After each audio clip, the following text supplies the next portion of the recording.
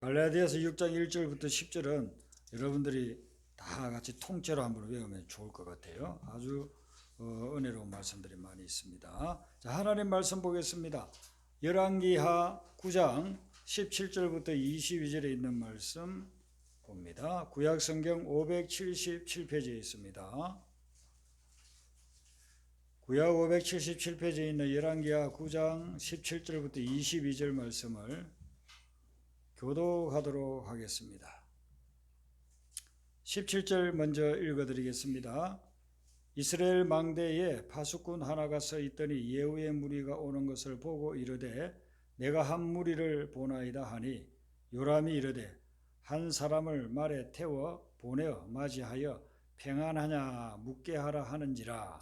한 사람이 말을 바꿔서 만나이르되 왕의 말씀이 평안하냐 하시더이다 하매 예후가 이르되 평안이 내게 상관이 있느냐 내게로 물러나라 하니라. 자신들이 전하여 이르시되 사자가 그들에게 갔으나 돌아오지 아니하나이다 하는지라. 다시 한 사람을 말에 태워 보내었더니 그들에게 가서 이르되 왕의 말씀이 평안하냐 하시더이다 하매 예후가 이르되 평안이 내게 상관이 있느냐 내 뒤를 따르라 하더라. 파수꾼이 또 전하여 이르되 그도 그들에게까지 갔으나 돌아오지 아니하고 그 병거 모든 것이 민시의 손자 예후가 먹는 것이 집에 모자이다 하니 요람이 이르되 메우라 하매 그의 병거를 메운지라. 이스라엘 왕 요람과 유다 왕 아하시아가 각각 그의 병거를 타고 가서 예후를 맞을새 이스라엘 사람 나봇의 토지에서 만나매 요람이 예후를 보고 이르되 예후야 평안하냐 하니 대답하되 내 어머니 이세벨의 의뢰와 실수가 이렇게 많으니 어찌 평안이 있으랴 하더라. 아멘. 오늘 본문에 보면 요람 왕이 나옵니다. 요람이라고 하는 이름은 이스라엘 사람들에게 많이 있어요. 그래서 성경에서도 같은 왕인데도 요람이라는 같은 이름을 가졌거든요. 자, 이 보면은 오늘 이 말씀에는 북왕국 이스라엘의 왕 요람을 이야기합니다. 그런데 남유다에도 요람이라는 그런 이름을 가진 왕이 있습니다. 오늘 본문에 나오는 이 요람 왕은 북이스라엘의 9번째 왕이에요. 근데 그 아버지가 누구냐면은 우리가 너무 잘 듣고 있는 아합 왕, 아주 폭군인 아왕, 그 왕의 아들이었습니다. 그런데 이 요람은 평안을 아주 추구했어요. 평화롭기를 원했고 평안을 추구하는 그런 사람이었습니다. 오늘 17절부터 22절까지만 봐도 평안하냐라는 말이 4번 나와요. 그리고 평안이라는 단어가 7번이나 나와요. 다 요람하고 관련되어 있어요. 요람이 자기 신하에게 너 가서 평안하냐고 물으라. 뭐 그렇게 이야기하죠. 그러면 그 가가지고 평안하냐 묻고 또 평안 이런 게 쭉 나오는데 다 요람하고 관련된 그런 겁니다. 요람은 평안하기를 굉장히 원했습니다. 그런데 그의 삶을 보고 그의 인생 전체를 보면 평화로운 때가 거의 없었어요. 전쟁에 휘말려 가지고 부상을 당했습니다. 평안이 어디 있겠어요? 전쟁 자체가 평안이 아니고 거기에 또 부상을 입었으니 자기 목숨이 왔다 갔다 하지 않습니까? 근데 그 전쟁이 일어나서 자기가 다친 그것도 힘든 일인데 자기 신하인 예후가 반란을 일으켜요. 그리고서는 전쟁 중에 해군에 와가지고 반란을 일으켜서 요람을 죽입니다. 쿠데타를 일으키는 것이죠. 그래서 요람의 왕정이 거기서 끝나버려요. 끝나고 그 다음부터는 예후의 왕조가 시작되는 것을 볼 수가 있습니다. 이스라엘 사람들은 만나면 인사를 무슨 말을 하느냐면 살롬 이렇게 살롬. 네, 여러분들이 이스라엘에 가면 살롬이라고 그렇게 하세요. 살롬이라고 그렇게 인사를 합니다. 살롬이라는 뜻이 뭐냐면 평화라는 뜻이에요. 평화. 만날 때마다 아침에 점심에 저녁에 사람들 만날 때마다 살롬 평화를 추구하는 그런 인사를 합니다. 이스라엘의 중심지인 예루살렘, 지금은 수도가 텔아비브지만은 역사적으로 항상 예루살렘이 중심이죠. 지금도 종교적으로나 그들의 문화적으로는 예루살렘이 중심지입니다. 이 예루살렘의 뜻이 뭐냐면은 평화의 기초란 그런 뜻이에요. 예루는 기초란 뜻이고 살렘은 평화란 뜻입니다. 그리고 예루살렘은 평화의 기초, 조금 다르게 말하면 평화의 도시라 그렇게 볼 수 있습니다. 그런데 이 평화의 도시인 예루살렘에 평화가 없어요. 역사적으로 맨날 싸워요. 외부가 침입해 오든지 자기들끼리 왕하고 뭐 신하고 싸우든지 그렇게 맨날 싸우는 그런 평화가 없는 그런 삶을 살아왔어요.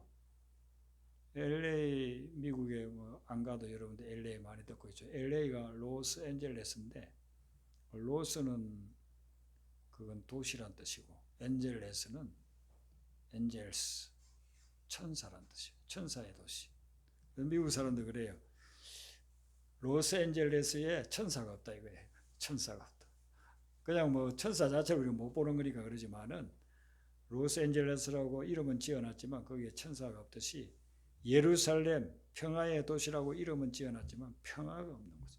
지금도 거기 팔레스티나하고 이스라엘이 전쟁을 붙어가지고 수만 명이 죽었는데 이게 끝날지 안 끝날지도 모르고 포로로 잡혀간 사람들은 살았는지 죽었는지도 모르고 부상자들이 뭐 수십만 명이 그런 지금 지옥 같은 곳이 예루살렘 이스라엘 이 지역이에요. 늘 살롬을 이야기하는 이스라엘에 그리고 살롬의 도시라고 하는 예루살렘에 평화가 없다 이겁니다. 자 여러분 요로암이 그렇게 평화를 추구하고 그리고 이스라엘 백성들이 만날 때마다 살롬이라고 하고 그리고 예루살렘 그들이 자부심을 가지고 있는 예루살렘 평화의 도시라고 하는데 왜 평화가 없는 이거예요. 그들은 평안하지 않아요. 이스라엘에 개인적으로 저는 가고 싶지 않아요. 예수님이 2000년 전에 있었고 그래서 성지라에서 다들 많이 가지만은 별로 가고 싶지 않아요. 제가 뭐 아주 가고 싶었다고 한다면은 갔다 왔을 텐데 아직도 안 가봤고 앞으로도 뭐 가고 싶지도 않아요. 제 친구 목사님도 그러다가 아이고 예루살렘 나 가고 싶지 않다. 왜 이런 곳이 됐을까? 그리고 이게 수천 년이에요. 수천 년. 예루살렘이 그렇게 붙여진 게 원래 여부서에서 예루살렘으로 바뀌어가 이렇게 부르진 게 벌써 3000년이 된 도시. 이 평안을 추구하고 평안을 말하지만 평안을 누리지 못하는 그 이유는 평안을 누리는 방법을 모르기 때문에 그래요. 뭐 구호만 외친다고 해서 평안이 오는 게 아니에요. 총칼 들고 무르기 위에 있다 해가지고 평안을 누리는 것도 아니에요. 이 평안은 방법을 알아야 돼요. 그 방법이 성경에 나와 있습니다. 평안을 누리려고 하면 어떻게 해야 되느냐 하면은 평안을 만들고 평안을 주시는 하나님하고 사이가 좋아야 돼요. 하나님하고 사이가 좋아야 평안이 임해요. 하나님하고 사이가 안 좋으면은 절대로 평안을 얻을 수가 없어요. 성경에 분명히 이야기하고 있어요. 하나님이 평안을 만든다고 했고 하나님이 평안을 주신다고 했고 신약에서는 예수님이 평안을 너희에게 준다라고 했어요. 그러니까 평안을 주시는 분인 평안의 소유자이신 하나님하고 사이가 좋아야 평안을 누릴 수 있는 거예요. 그런데 요람은 하나님하고 사이가 좋지 않았어요. 그럼 맨날 평안만 하는 거예요. 사람들한테도 나 평안하냐, 평안 어떻게 하면 평안을 얻을 수 있냐, 나 불안한데 평안 좀 다오. 그렇게 하면서도 찾기는 찾지만 평안을 진짜 주는 하나님하고 사이가 안 좋은 겁니다. 그러면 어떻게 하면 하나님하고 사이가 좋아질까요? 이 평안을 주신 하나님이 우리에게 이게 평안이 올 때 그 평안을 막아버리는 장애물들이 우리에게 있어요. 그 장애물을 찾아가지고 없애야 돼요. 그래야 하나님하고 관계가 좋아요. 그 장애물을 성경에서는 죄악이라고 그렇게 합니다.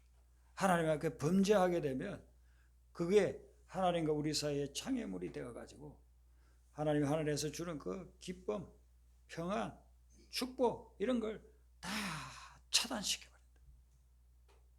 그러니까 우리가 신앙생활을 오래 한다 할지라도 그러나 이제 경륜은 쌓아지지만 하나님과의 사이가 자꾸 좋아지는 분도 있지만 별로 하나님과의 사이가 별로 좋지 않고 습관적으로 간섭적으로 신앙생활을 하는 그런 사람들도 있습니다. 그런 분들은 영락 없어요. 평안이 없어요. 제가 목회자나 또 신앙생활 오래 한 분들 이렇게 만나서 이야기를 하다가 간혹 그렇게 물어요. 요즘 정말 마음에 평안이 있습니까? 이렇게 물어보면요, 평안합니다 하는 분이 별로 없어요. 이거 못 죽어서 살지, 이런 표정이에요. 무슨 평안이냐? 이렇게 표정을 지어요. 장애물 때문에 그래요. 장애물. 하나님과 우리 사이에 장애물이 딱 있으면 평안이 없어집니다. 근데 요람은 그 장애물, 그 제약이 그의 삶 속에 아주 충만했어요. 이게 하나님의 말씀과 복이 충만해야 되는데 제약이 충만한 그런 사람이었어요. 부모가 누굽니까? 아합이라고 했죠. 아합, 아주 사악한 그런 왕이었습니다. 그 어머니는 이세벨입니다. 이세벨은 바알 숭배하는 제사장의 딸이었어요. 그렇게 이제 아합하고 결혼했는데 아합을 뒤에서 계속 충동질 해가지고 온 이스라엘에 바알 숭배하겠고 우상 숭배하겠고 하나님이 제일 싫어하는 우상 숭배하겠건 장본인이 이세벨, 그리고 하나님의 말씀을 전가하는 선지자들 다 잡아서 죽였어요. 거기다가 백성들이 가지고 있는 좋은 재산이나 농장이나 이런 거 있으면요, 그 주인을 죽이고서 빼앗았어요. 나봇의 포도원이 그 대표적인 이야기 아닙니까? 나봇의 포도원이 포도도 잘 열리고 풍경이 아름다우니까 그거 가지고 싶은 거야. 다른 땅을 줄 테니까 요건 내가 다 하는데 나봇은 우리 조상 대대로 내려오는 이 땅을 사거나 팔고 이렇게 할 수가 없습니다. 하나님 말씀에 근거해서 그랬어요. 근데 이세벨이 사람들 보내가지고 나봇을 죽였어요. 얼굴 대자대 그냥 의인을 죽인 겁니다. 그리고 그걸 갖다 빼앗아서 자기 거라고 해버린 거예요. 그런 사악한 여자가 바로 이세벨입니다. 그런데 이 부모가 이렇게 사악한데 그 죄악을 요담도 똑같이 저지르고 있었어요. 그러면서 맨날 불안하니까 아이고 평안을 다오 평안을, 어떻게 하면 내가 평안을 얻을 수 있어, 내 마음이 불안해가 잠도 안 오고 아이고 죽겠다, 그렇게 하고 다니는 것입니다. 하나님과 우리 사이에 그 장애물을 제거해야, 그래야 하나님이 주시는 평안이 오는데 그걸 모르고 요람은 계속 범죄하면서 평안을 다오 평안을 다오 그렇게 하고 있었다는 것이죠. 우리나라 속담에 죄짓고는 못 산다는 그런 말이 있습니다. 죄짓고 못 살죠. 그런데 죄짓고도 잘 사는 사람들이 많아요. 그리고 죄짓고도 오래 사는 사람도 많아요. 김일성이는 얼마나 죄를 많이 지었습니까? 그런데 보통 사람들보다도 몇십 년도 오래 살았어요. 그러면 죄짓고 못 산다는 말이 이게 사실이 아니잖아요. 이게 수백 년 동안 이런 우리 조상들이 삶을 살면서 깨달은 말인데 죄짓고는 못 산다. 그래서 이 말을 이제 제가 한번 생각을 해봤어요. 이 말은 죄짓고는 오래 못 산다는 말은 아니고 죄짓고는 평안한 삶을 살지 못한다, 이런 말이다. 제가 성경적으로 이걸 이제 의미를, 이 말이 정말 오랫동안 경험하신 우리 조상들이 만든 말이니까 이 말은 맞는데 오래 산다는 것은 통하지 않아요. 죄 짓는 사람이 남 등쳐먹고 남 거 자기 거 만들어가지고 좋은 거 맛있는 거 많이 사 먹고 오래 산다. 오래 사는 사람도 있다고. 근데 그건 아닌데 평안한 삶은 살지 못한다. 죄를 지으면은요, 양심의 가책 때문에 마음이 벌써 평안하지도 않고 내가 죄 지은 그 사람이 나에게 보복하면 어떡하나, 나를 갖다가 저주하고 있으면 어떡하나, 이런 생각들 때문에, 두려움과 근심 때문에 평안하지를 못해요. 그래서 죄 짓고는 평안한 삶을 살 수가 없다, 이렇게 본다면 성경 말씀하고 똑같은 메시지가 거기에 들어있는 거예요. 그러니까 하나님과 나 사이에 있는 그 장애물을 제거하지 않은 상태에서 평안하기를 원한다, 내가 좀 평안했으면 좋겠다라고 하는 것은 그는 참 어리석은 거라는, 그 장애물을 제거해야 돼요. 하나님과 나 사이에 있는 장애물을 다 제거하면 하나님 우리에게 보내는 평화의 물결이 우리의 삶 속에 막 밀려 들어오게 돼요. 스피노자라고 하는 철학자가 이 평화에 대해서 철학적으로 말을 했어요. 잘 한번 새겨 들어보세요. 평화란 하나님의 법률에 삶을 맞추는 것이다. 좀 생각해야 돼요. 음률이란 말을 뭐 우리가 잘 안 쓰잖아요. 음률이란 말은 멜로디나 리듬을 이야기해요. 좀 쉽게 이야기하면 우리가 예배 드릴 때 찬송 부를 때 반주하잖아요. 반주, 하나님이 반주할 때 그 반주를 따라서 내 삶을 맞추면서 사는 거. 그때 평화가 임한다 이거예요. 평안이라고 하는 것은 내가 하나님하고 아무 상관없이 하나님도 원치 않는 거기에 장단 맞추면서 막 살아갈 때 얻어지는 게 아니라는 것입니다. 평안은 하나님이 반주를 하고 계셔. 내 인생에 이렇게 이 곡은 이렇게 부르고 이 일은 이렇게 하라고 반주를 해주실 때 그걸 따라가는 거예요. 그걸 따라가면 평안이 임한다라고. 이 철학자니까 이런 걸 얼마나 많이 깊이 생각했겠어요. 또 스피노자는 유명한 철학자 아닙니까? 이분이 또 예수 믿는 분이에요. 그렇기 때문에 평화를 자기가 막 평생 고민을 해보니까 어떻게 하면 평화를 얻을 수 있을까? 그건 하나님의 멜로디, 하나님이 우리에게 보내주는 멜로디를 따라서 살 때 그때 평화가 임하더라. 이 자기가 깨달은 걸 이야기하죠. 우리의 삶에 있어서 평안이라고 하는 것은 절대로 어떤 세상의 음률, 세상의 멜로디를 따라가고 춤추고 막 한다 해가지고 이루어지는 게 아니에요. 하나님의 음률을 따라서 갈 때 그때 평안을 이루게 된다 하는 것입니다. 이 평안이 어디에서 이루어지느냐 하면은 우리 마음에서 이루어집니다. 그렇기 때문에 마음을 잘 다스려야 합니다. 마음을 잘 다스리지를 못하면 그냥 마음속에 자꾸 불안이 생기는 거예요. 그래서 우리가 평안을 추구하면서도 평안을 못 누리는 이유는 마음이 아닌 다른 것, 외적인 것, 그런 것에서 평안을 찾으니까 그 외적인 것은 내가 이루고 싶다 해서 이루어지는 것도 아니고 이루어졌어도 또 금방 없어져 버릴 수도 있는 것이고 그런 거기 때문에 거기서는 지속적인 평화를 우리가 누릴 수가 없어요. 우리 내면 세계, 이 내면 세계를 잘 관리할 때 거기에 하나님이 주시는 평안을 누릴 수가 있다는 것이죠. 그런데 우리 생각 어떻습니까? 외적인 것을 자꾸 소유하려고 합니다. 그래서 외적인 건 뭐 필요하니까 소유는 해야 되겠죠. 그런데 필요 이상으로 자꾸 외적인 것을 소유하면 내가 기쁨이 있겠다, 평안이 있겠다, 즐거움이 있겠다 이렇게 생각합니다. 그래서 외적인 것을 자꾸 소유하는 거예요. 뭐 물질도 소유하려고 하고 또 명성도 소유하려고 하고 권력도 잡으려고 하고 뭐 외모도 이렇게 어떻게 해서 잘 예쁘게 보이고 잘생기게 보이게 하려고 하고 그러니까 외적인 거에 자꾸만 관심을 가지는데 그런 것들이 우리에게 평안을 주는 것이 아니라는 걸 사람들이 잘 모르고 있는 거예요. 그러니까 자꾸만 헛된 것에서 추구하다가 그런 걸 더 추구하면서 더 불안해져. 집이 없는 사람이 생각하기를 그렇게 생각할 수 있어요. 내가 좀 좋은 집을 가지면 내 마음이 평안해지겠다, 행복하겠다 합니다. 그런데 집을 이렇게 가져보면 어떻습니까? 그 좋은 거 며칠 지나면 없어져 버려요. 없어지고 좀 오래된 집을 샀더니만은 수리해가지고 들어갔는데 막 물이 샌다. 그러면 이제 그때부터 엄청나게 스트레스 받아.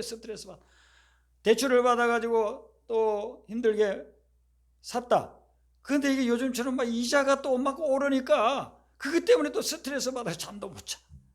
그러니까 집을 소유하면 평안해지리라고 생각했는데 전혀 평안해지죠. 그걸 소유함으로 인해서 너무너무 힘든 거예요. 자꾸 불안이 생기는 거예요. 미국에서 목회할 때 저희 교회 장로님은 아니지만 다른 교회 장로님 한 분이 계셨어요. 이분이 약사를 하시는 분인데 약국을 해가지고 돈을 많이 벌었습니다. 그래서 시내에 거주하는 집도 하나 마련해 놓고 이제 주말이면 농장으로 이렇게 할 수 있는 큰 넓은 농장을 거의 1시간 반 정도 타고 가야 되는 지역에서 그걸 샀습니다. 그래서 주말 되면은 그곳에 가가지고 농장일 돌보고 맑은 공기 마시고 맛있는 거 해먹고 그게 이제 낙이에요. 처음에 한 몇 달 그렇게 하니까 너무 좋은 거예요. 네. 주말에 가가지고 큰 넓은 데서 산과 들을 보면서 흐르는 시냇물 옆에서 고기 구워 먹고 뭐 이렇게 너무너무 좋은 거예요. 야, 내가 참 미국 잘 왔다. 미국 와가지고 이렇게 약사 돼가지고 내 사는 집도 하고 이렇게 농장도 뭐 우리로 치면 수십만 평 되는 건 농장이에요. 그런 걸 해놓고 그냥 말 타고 다니면서 이렇게 지내니까 얼마나 좋겠습니까?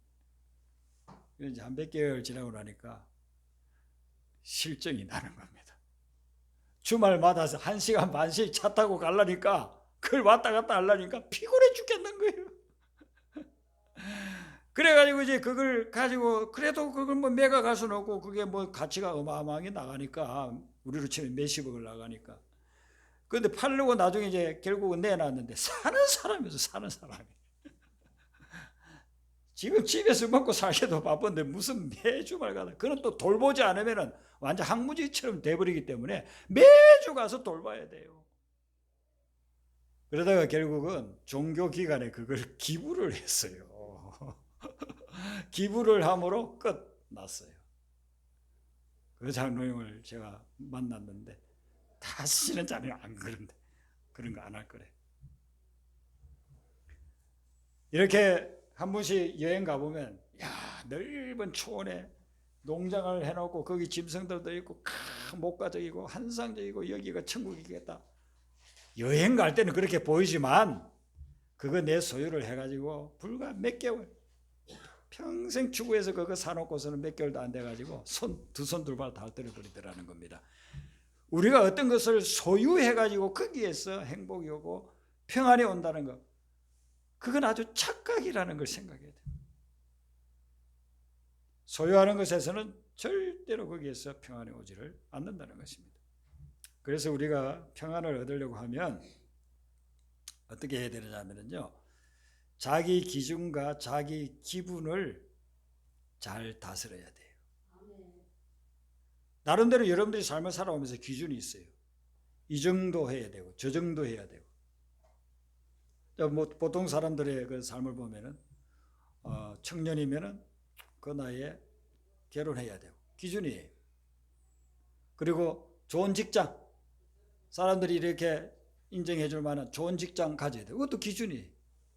또 결혼했으면은 또 아기를 낳아야 돼요. 그것도 기준이에요. 또 내 나이 정도 되면은 재산이 이 정도 돼 있어야 되고, 뭐 노후 대책이 돼 있어야 돼요. 이게 다 기준이에요. 그래서 친구들 만나고 아는 사람들 만나면 뭐 만날 이야기가 그런 거예요. 내 기준, 저 사람의 기준, 그리고 그 기준에 맞게 내가 지금 올라와 있는가, 올라오지 못했는가, 이런 거 가지고 자꾸 이야기하잖아요.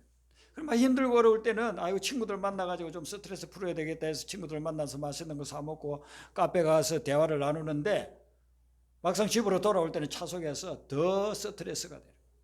그 친구 만나서 그 친구는 나보다도 어때요? 언제 모았는지 재산 많이 더 모아놨어. 자녀들이 더 잘 됐어. 그러니까 이제 비교해가지고 더 스트레스 받아버리는 거예요. 그러니까 그나마 있던 평안도 그냥 다 없어져 버려요. 세상에 어떤 것을 소유해가지고 그 소유를 통해가지고 내가 평안을 누리겠다 하면은요, 그건 평안을 누릴 수가 없는 거예요. 그래서 요람이 예후를 만나가지고 직접 만나서 묻잖아요. 그게 22절 말씀이에요. 22절 한 번 더 보겠습니다. 그 보면은 요람이 예후를 보고 이르되 예후야 평안하냐. 지금 요람은 왕이고 예후는 밑에 장군이니까 예후를 이제 이름을 부르면서 예후야 평안하냐 이렇게 묻는 거예요. 그게 뭐냐 하면 지금 전쟁통에 예후가 전선에 있다가 돌아왔으니까 평안합니다, 우리가 이겼습니다, 이런 말을 듣고 싶어 했거든요.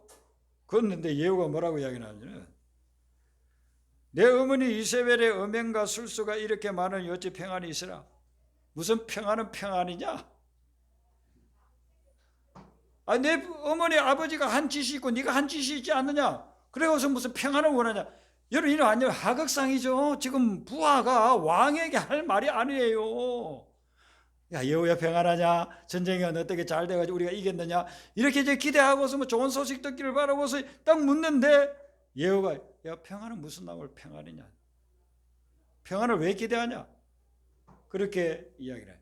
요람은 싸움 잘하는 예후 장군이 전쟁에 승리해가지고 이제는 평안을 가져다 줄 줄로 기대하고 있었어요.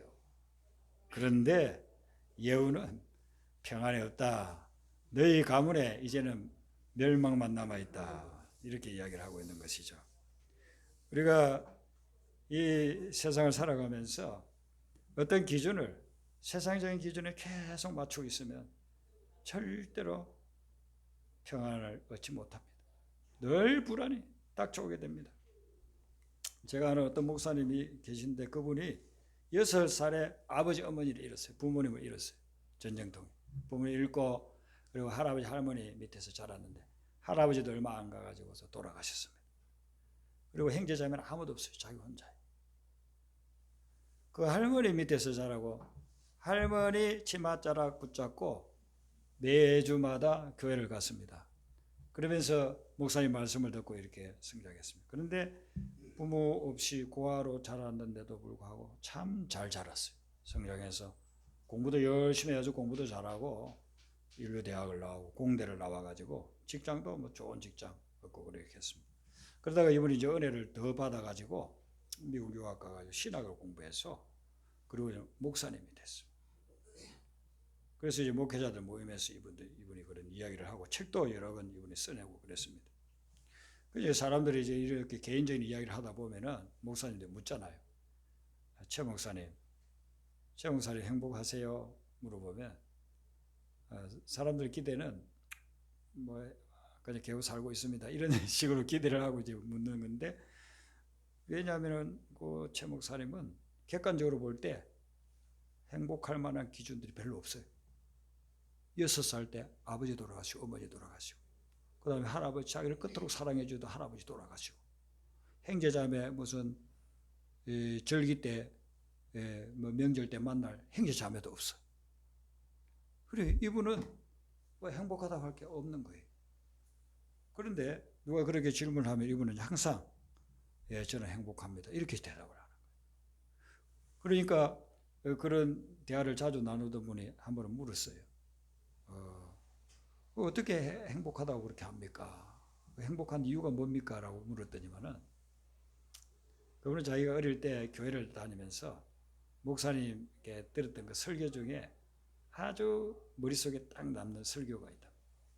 그래서 그 설교를 통해서 자기가 깨달은 것은 기대치를 낮추니까 행복해집디다. 그렇게 이야기하는 거예요. 기대치를 낮추니까 자기가 행복하더라. 그러니까 행복하려면 조건이 아버지 살아계시고 어머니 살아계시고 할아버지 살아계시고 돈은 이만큼 있어야 되고 형제 자매 있어야 되고 어떤 뭐 위치까지 올라가야 되고 어떤 명성을 가져야 되고 그렇게 되면은 평안하고 행복하리라고 보통 사람들이 다 생각하고 있잖아요. 그런데 이분은 그 기대치를 완전히 밑으로 낮았다. 그리고 나보다 못한 사람도 있지 않느냐. 전쟁통에 다쳐가지고 다리를 잃은 분도 있고 팔을 잃은 분도 있고 그런 분들이 있지 않느냐. 그런 분들에 비하게 된다면 나는 그래도 할머니 계시고 믿음의 할머니라서 그 할머니 통해서 내가 예수님을 믿게 되고 이런저런 것들을 제가 해서 기대치를 확 낮추니까 자기도 행복한 축에 속하더라는 거예요. 그래서 자기는 자기가 불행하다고 생각하지 않는데요.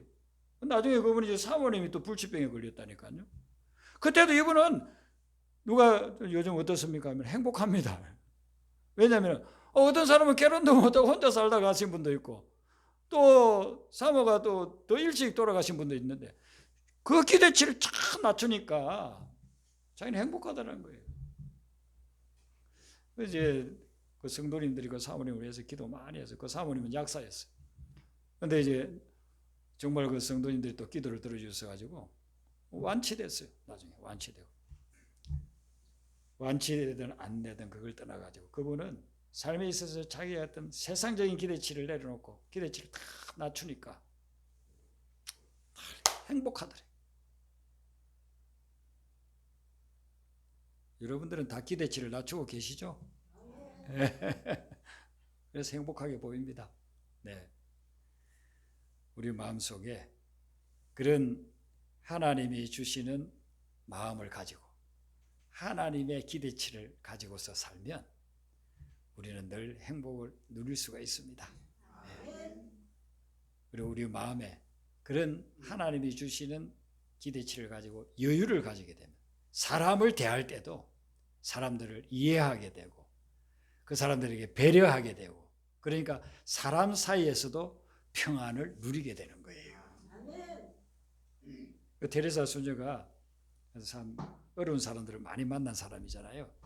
그런데 이분이 자기 자신이 그런 이야기를 했어요. 평안은 미소와 함께 시작된다. 그랬어요.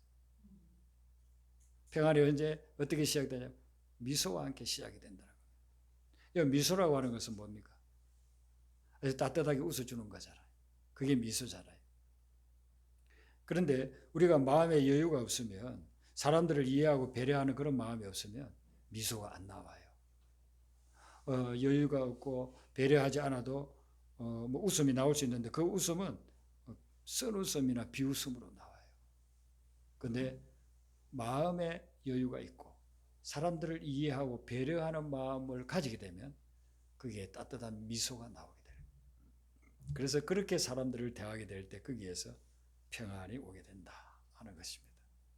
오늘 이 말씀을 여러분들이 잘 마음판에 새기고 하나님과 나 사이의 장애물을 제거하고 마음속에서 하나님의 기준으로서 모든 것을 대함으로 인해 주님이 주시는 평안을 한순간도 놓치지 말고 늘 누리게 되시기를 바랍니다. 네.